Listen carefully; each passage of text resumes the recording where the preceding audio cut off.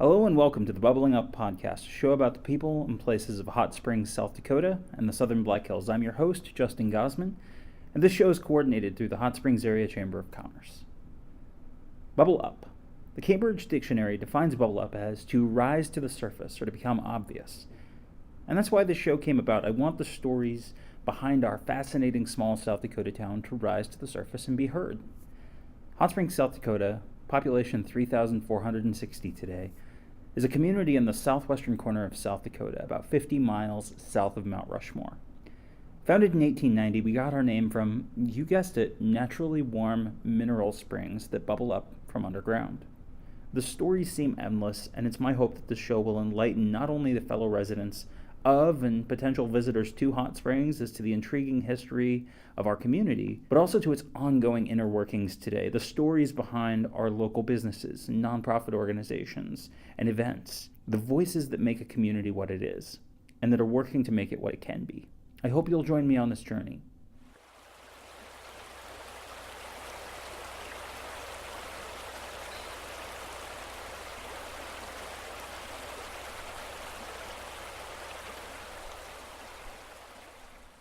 Okay, go ahead and talk. Just give me a level. Testing. 1, 2, 3, 4. 1, 2, 3, 4. Good. Looks good. Hopefully we'll just be able to keep it at a conversational tone. Yeah. That'd be good. So thank you, Isaac, for sitting down. We're here with Isaac Zarecki from the Hot Springs Star. How's it going? Good, good. So how's your new year so far? It's good. Kind of just settling in. I came to town about this time last year. You did. I was going to ask you about that because it is pretty close to your 1-year anniversary at the Hot Springs Star. Yeah, I think this week is my 1-year anniversary as an employee. Yeah. So where did you come from originally? You're new to Hot Springs. You're also very young. You're how old? 25. 25. Yep. And I'm 30, so we're not too far different in age in terms of young professionals, but definitely lower than I think a lot of people would expect that would be in Hot Springs for young professionals. So where are you from originally? I grew up in Portage, Wisconsin. Small town, a little bigger than Hot Springs though. How bigger? About 3 times the size. So. That's not a little bigger. That's quite. Well, I mean, on the scale of like. Yeah, it's relative. Yeah. But yeah. Yeah. So yeah, 3 times the size. Hot Springs, about 10,000 people. Okay. So then I went to school at the University of Wisconsin-Madison. Nice, very cool. And then, did you come pretty much from school to work? Yeah, this is my first professional position after college. So. Wow. And you took over the Star at kind of a weird point in the Star's history. As many folks may know, the Hot Springs Star is it's been around for over 100 years. Yeah. It's 1890 was, I think, the original date that the Hot Springs Star started. So it's I think one of the oldest papers in the state too that's still running. Yeah. How does it feel to be part of that legacy? It's definitely interesting. We have all the stacks from all the prior years. People still come in and look at them. So it's definitely it's fun to see how the newspaper has played kind of a central role in the community for such a long time. It's also interesting to observe the different styles of reporting. What was considered news 100 years ago isn't necessarily news now. Peggy Sanders for many years over at the Star would do the 90 years ago columns. She still does that once in a while. Yeah, and so it's just fascinating because it seems like as the years have gone on, you go back and you look at those and essentially a lot of what was being published in the paper, 90, 100, 110 years ago was essentially community gossip. Oh, there was there was some stuff was just obviously just this is what I think, or this I heard this from so and so. Other stuff is just kind of mundane things. I guess I don't like consider news. Like Joe decided to go to Edgemont for the weekend. Yeah, and so had company in from out of state. Yeah. I've even seen one like Bob decided to go to the doctor. It's like, well, that's right. so it's so interesting because in that way, it's interesting that we have an odd position where we're at because we're so much younger and we grew up in a generation that's familiar with the internet and social media. We have no problem using this, but essentially, kind of small town newspapers in the middle of the country really were kind of like the social media. That was how you found out what your neighbor was doing. Yeah, without a doubt. It was not reserved specifically for official, in quotes, news. It was everything and everything, just straight information. Absolutely. So what have been over the past year? What's the learning curve been being a new journalist, not only to the community but also just in general, like being new to the community? Because getting to Hot Springs just a year ago, fresh-faced, bright-eyed, you didn't know anybody. It was a whirlwind first couple months for sure. I think one of the cool things about being in the position I was professionally is I was forced through my job to go out and meet people. Yeah. And talk to people and interact. If I was just working in a non-news office where I didn't have to go out and interact as much, I don't think I would have been settled as quickly. But it really didn't take me that long to meet people, make friends, learning. Man, there's a lot of characters in Hot Springs, so kind of getting those people set. It's so weird that as an outsider, looking in, so to speak. Like now you're an insider, but when you're I don't know. I think it depends on who you ask, I guess. But as you come into a new community, I'm sure because every town is like this. It seems so. Insular for us when we're here, because with communities like Hot Springs that have such a long and storied history, and you have many families and things that have been around for many, many years. And so oftentimes you'll have, kind of little internal politics and old grudges that people have forgotten decades ago what even the reason was for a grudge, but they'll hold it. And I'm sure a lot of that is, to an outsider, looks kind of silly, but once you get to know what it's really interesting as a new person to hear some of that because it does seem at times on the surface frivolous, but once you get to talking to people and you people have real reasons for why they do some of these things, and they some of the things that they do, those reasons do go back generations. It's really interesting. Yeah, but what's good too, though, is that gives you a way to come in and approach your stories, I think, with a little less bias towards one side or the other. It can, yeah. Especially for this first year, everything even if it's an event or an issue that Hot Springs has been dealing with for decades, I was writing as this just happened because I was just learning about it. I had no prejudice prior or certainly preconceived notions. Makes you more objective just by the nature of the beast, So in terms of the types of stories that you've done, you've kind of been able to do a little bit of everything over the past year with small town newspapers.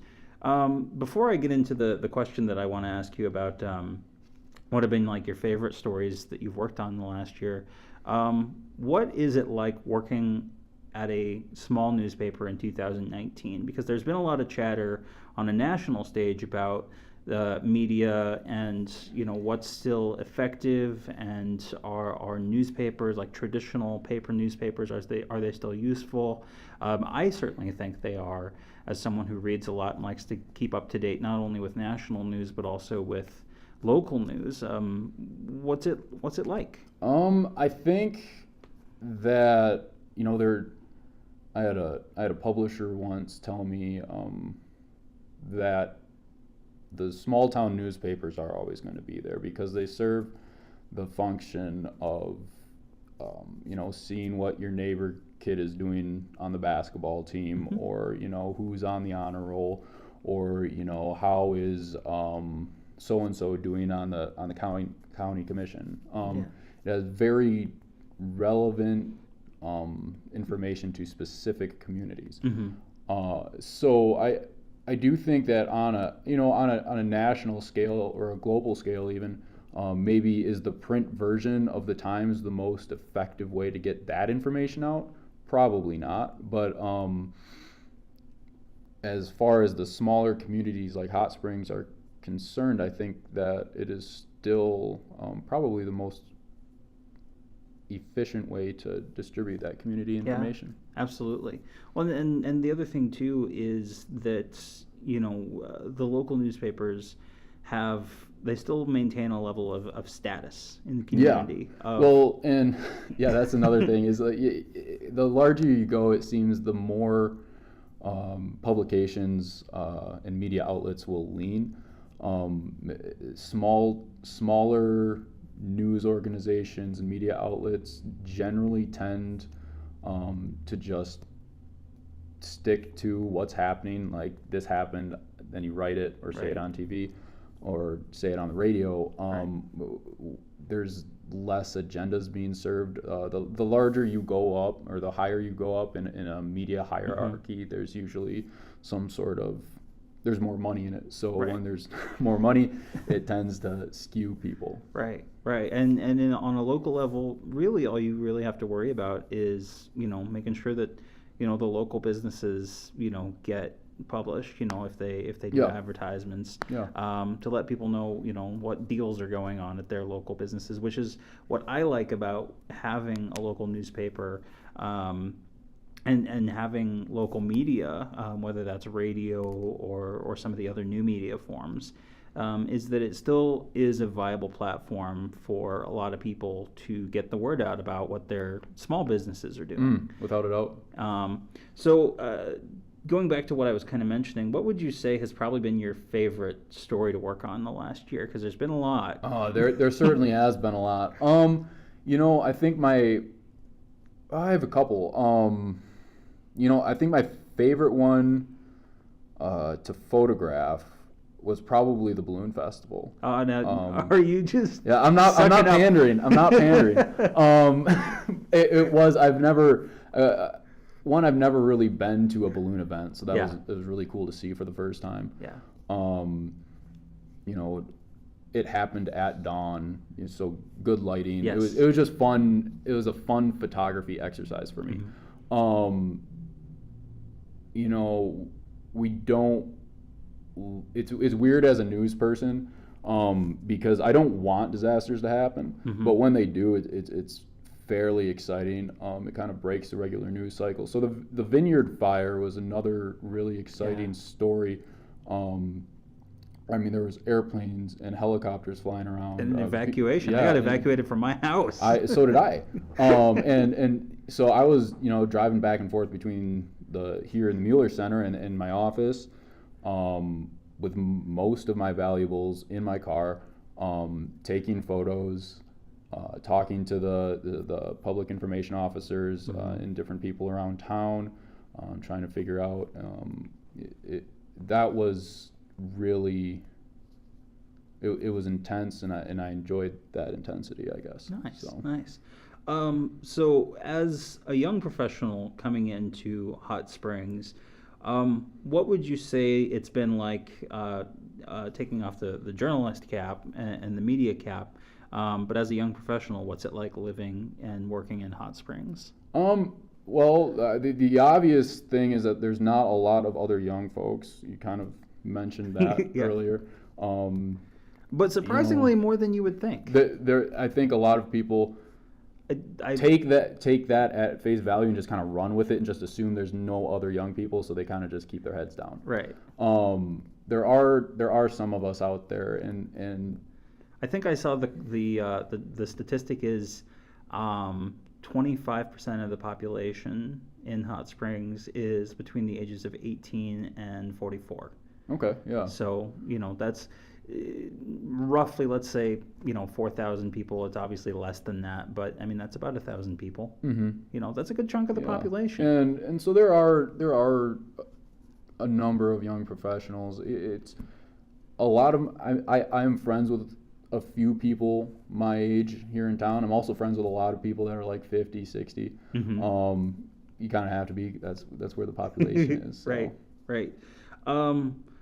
So living as a young professional in Hot Springs, what kind of hobbies do you get to undertake in this area? Like, what do you like to do? Yeah.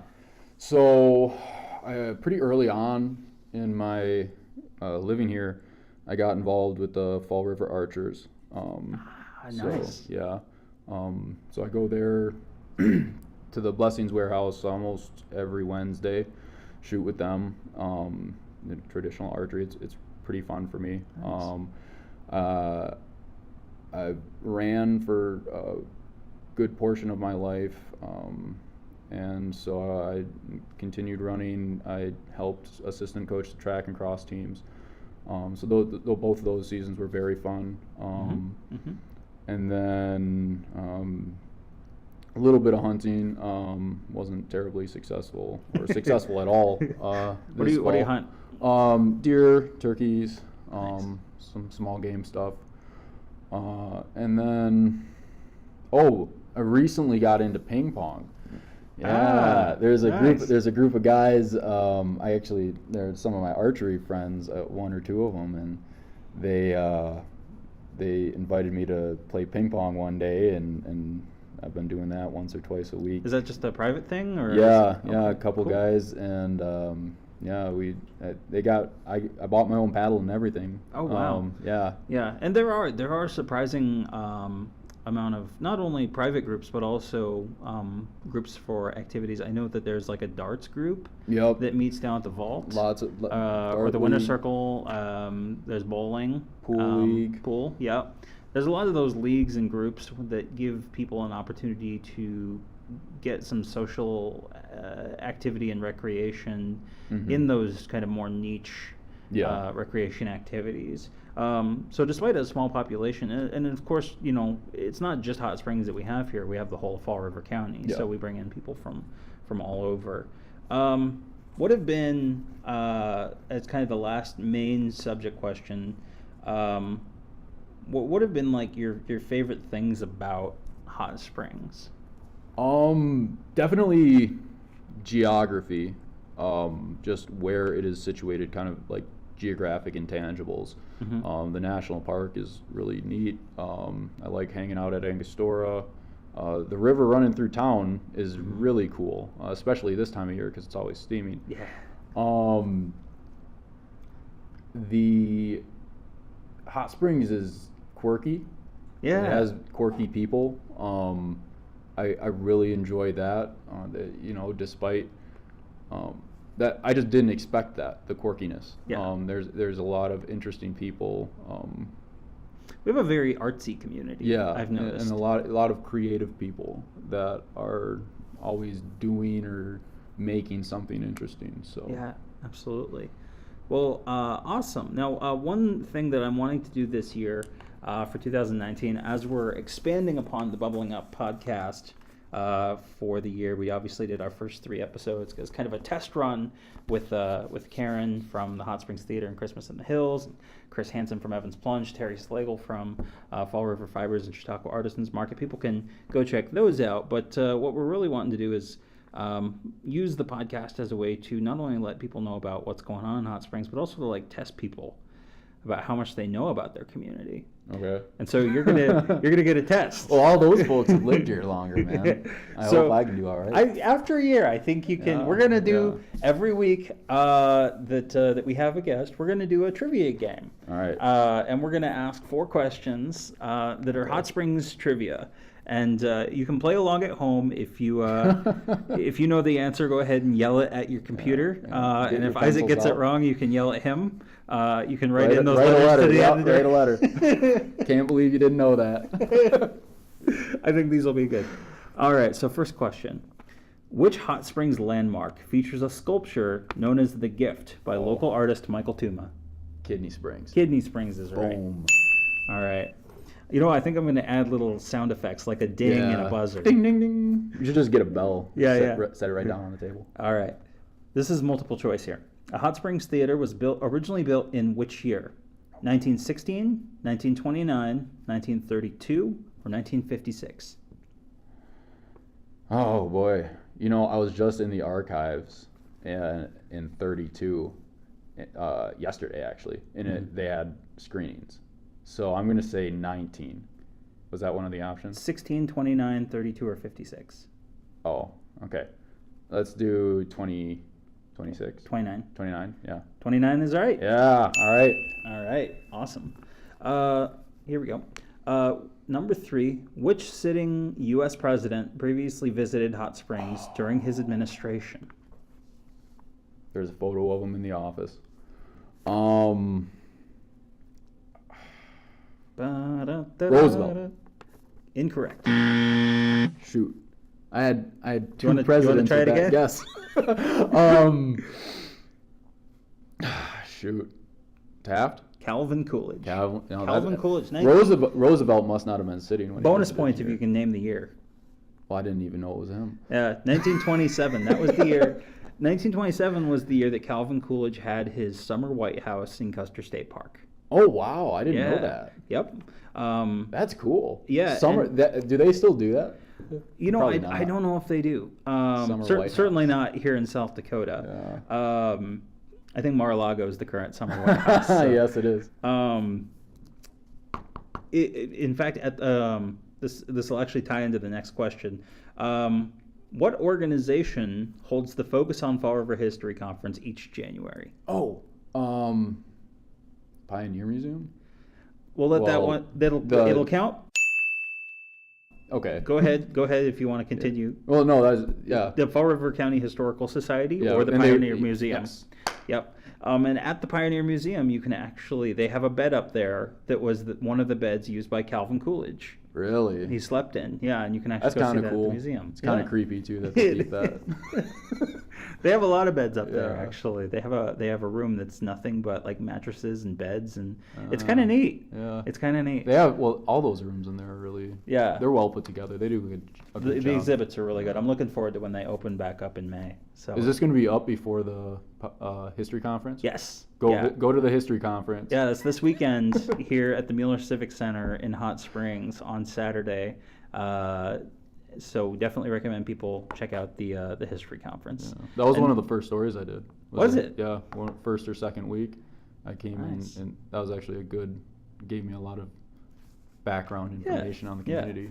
So nice. It's pretty fun. A lot of good speakers. And they always do. They always have a great one, a great event with a lot of great speakers. Dawn Johnson from the library always has something like every year. Well, she knows so much. Yeah. She has been, if I ever need to know something, well, she's a librarian. Yeah. She either knows it off the top of her head, and she has a lot. Or she can find out real quick. She finds it right away. So yeah. For people who don't know, Dawn Johnson is the head librarian currently at the Hot Springs Public Library, and she is one heck of a leader up there. Yeah. So awesome. Well, thank you for sitting down with me, Isaac. This has been fun. You bet. And we'll see you everyone else next week on the next episode of Bubbling Up. All right. Thanks.